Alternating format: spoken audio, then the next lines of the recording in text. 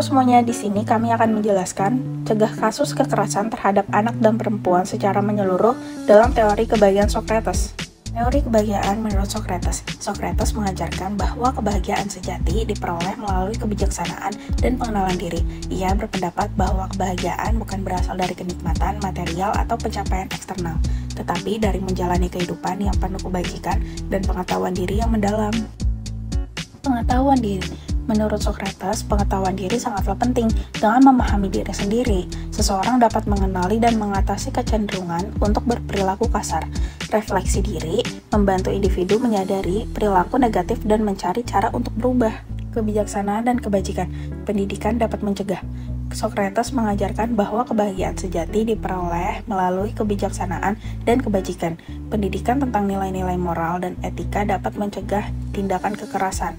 Masyarakat yang menekankan pentingnya kebajikan akan lebih mendukung perlindungan terhadap anak dan perempuan. Hubungan interpersonal yang sehat. Menurut Socrates, kebahagiaan juga berhubungan dengan hubungan interpersonal yang baik dan sehat. Dengan mempromosikan nilai-nilai seperti empati, kasih sayang, dan hormat, kekerasan dalam hubungan dapat berkurang. Pendidikan dan kampanye yang menekankan pentingnya hubungan sehat dapat mencegah kekerasan. Peran pendidikan. Socrates sangat menghargai pendidikan sebagai alat untuk mencapai kebijaksanaan dan kebajikan. Program pendidikan yang meningkatkan kesadaran tentang hak-hak anak dan perempuan, serta konsekuensi dari kekerasan dapat membantu mengurangi kejadian kekerasan. Keadilan dan hukum. Socrates juga percaya pada pentingnya keadilan. Penegakan hukum yang adil dan sistem perlindungan yang kuat dapat mencegah kekerasan terhadap anak dan perempuan. Dengan ditegakkannya keadilan, pelaku kekerasan dapat diberi sanksi yang setimpal dan korban mendapatkan perlindungan yang layak. Jadi, kesimpulannya, dengan menerapkan prinsip-prinsip teori kebahagiaan Socrates dalam upaya mencegah kekerasan terhadap anak dan perempuan, kita dapat membangun masyarakat yang lebih beradab, adil, dan sejahtera. Satu contoh teori kebahagiaan adalah hedonisme, yang menyatakan bahwa kebahagiaan terdiri dari mencari kenikmatan dan menghindari penderitaan. Teori ini menekankan bahwa tujuan utama dalam hidup adalah mencapai kepuasan dan kebahagiaan pribadi. Teori lain termasuk eudaimonia yang menekankan pentingnya mencapai potensi pribadi dan makna dalam hidup untuk mencapai kebahagiaan yang berkelanjutan. Kekerasan terhadap anak dan perempuan di Indonesia.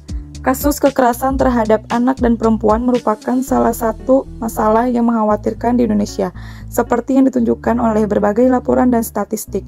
Fenomena ini menunjukkan bahwa kekerasan tidak hanya terbatas pada satu wilayah, tetapi menyebar di berbagai daerah. Pemerintah dan berbagai pihak telah mengambil langkah-langkah untuk menangani masalah ini, termasuk upaya pencegah yang terintegrasi dan berkelanjutan. Pendekatan melalui teori kebahagiaan Socrates. Salah satu pendekatan yang dapat digunakan dalam konteks ini adalah melalui perspektif teori kebahagiaan menurut Socrates. Dengan menerapkan prinsip-prinsip kebijaksanaan, pengetahuan diri, kebajikan, dan pendidikan yang diajarkan oleh Socrates, kita dapat berkontribusi dalam mencegah kekerasan terhadap anak dan perempuan, serta membangun masyarakat yang lebih beradab, adil, dan sejahtera.